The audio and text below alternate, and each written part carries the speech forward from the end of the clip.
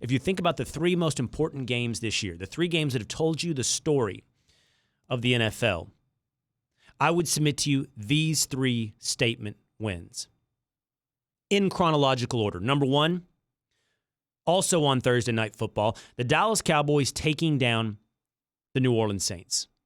This was a massive statement because this one came out of nowhere. This was the surprise. This was the eye-opener. Remember the statements? Remember the narrative, the conversation? Remember the picture going into that game? It's Stephen A. Smith in Dallas, Texas, mocking Cowboy fans. It's people talking about the Saints hanging 50 on Dallas. But this is the game, that 13-10 win, that was actually a bigger deficit than the scoreboard shows in favor of the Cowboys. That victory told us that line from The Predator that I've used a couple times now. It told us that the Predator could be killed. Remember when Arnold Schwarzenegger turned and said, if it bleeds, we can kill it. That was the game that showed us these high-flying, high-powered, 50 points a game offenses bleed.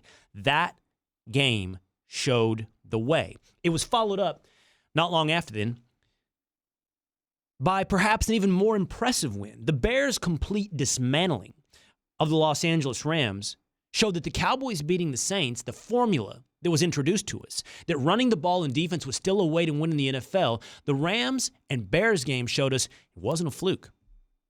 No, it's actually a formula. And they put Jared Goff on the ground repetitively. They forced him to throw 4 turnovers. In fact, that game not only showed or reinforced the formula, but it introduced doubt about those glittery, young quarterbacks that everybody wants to believe in. That was the moment that you started to go, I don't know. Not just I don't know about these offenses, but I don't know. I don't know about Jared Goff in the playoffs. And then come the Chargers in chief. And this game confirms it all. This statement tells us we were right. This game shows us that a Chargers defense can go in and hold the Kansas City Chiefs below 300 yards, 294 yards of total offense.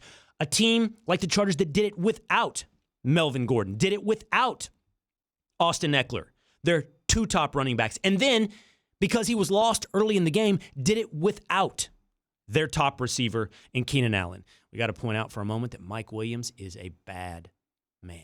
Mike Williams, the number 7 overall draft pick in 2017. Mike Williams, the receiver out of Clemson. Mike Williams is going to be a problem for other teams. But that's the point.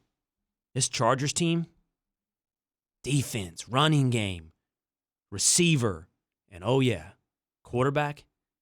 This Chargers team, they have it all. And they can go all the way.